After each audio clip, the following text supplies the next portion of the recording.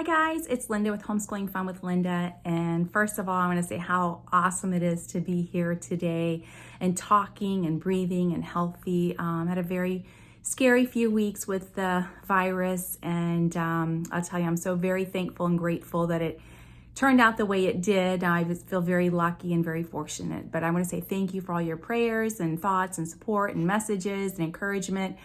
I really needed it. It's a very lonely, isolating illness. I had to stay in a little teeny bedrooms and bathroom away from my family for 3 weeks.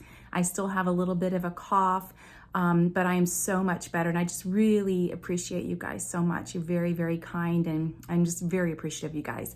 But today I wanted to bring you something very special that if you've followed me for any amount of time, you see me bring it out every year.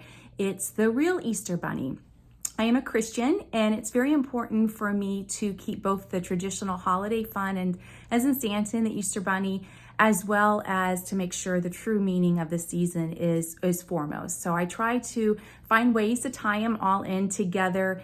As you know, Santa in our house brings 3 gifts that represents the gifts that the 3 wise men brought. And, you know, our elf brings the scripture to us to read every day, and just find some really fun ways to tie it all in together. And this is with the Easter Bunny, the real Easter Bunny. Did you know the real Easter Bunny is just like Jesus?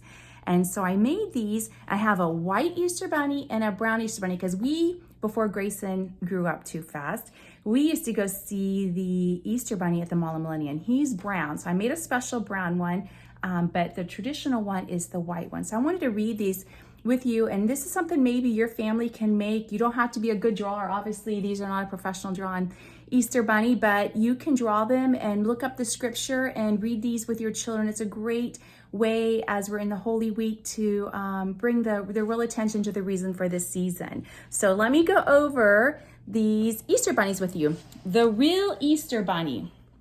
Okay, let's see if I can get these on camera. Okay. All right, it says the real Easter Bunny. All right, so it says the real Easter bunnies are white as snow because Jesus takes all our sin away, and that's Isaiah 1:18. Have big ears that are quick to listen, and that's found in James 1:19. Have a voice to speak up for those who cannot speak for themselves, and that's Proverbs 31:8 and 9. Have hands to do good and help others, Hebrews 13:16. Are strong and can do all things through Christ who strengthens him, and that's Philippians 4:13. And then also are gentle, kind-hearted, forgiving, Ephesians 4:32. All right, and then have big feet to go tell other people about Jesus so they can be like Easter bunnies too, Matthew 28:19 and 20. And then the other one is very similar. Here's this little guy here, and he's a little furrier too. All right, he has ears that are quick to listen, James 1:19. He walks by faith, not by sight, 2 Corinthians 5:7. He has a voice to speak up for those who cannot speak for themselves, Proverbs 31:8 and 9. He is kind-hearted, compassionate, and forgiving to others, Ephesians 4:32. He has hands to do good and help others, Hebrews 13:16. He loves the Lord with all his heart and with all his strength, Mark 12:20. He has feet to go tell others about Jesus so they can be like Easter bunnies too, Matthew 28:19, 20. How is the Easter bunny like Jesus? And then I have some other scriptures I put on here, Galatians 5:22, 23, 2 Corinthians 5:16, Proverbs 3:5 and 6, Luke 6:31, Hebrews 13:16, Proverbs 28:27, Philippians 4:13. So that's how the Easter bunny is like Jesus, and how you can be like Jesus too.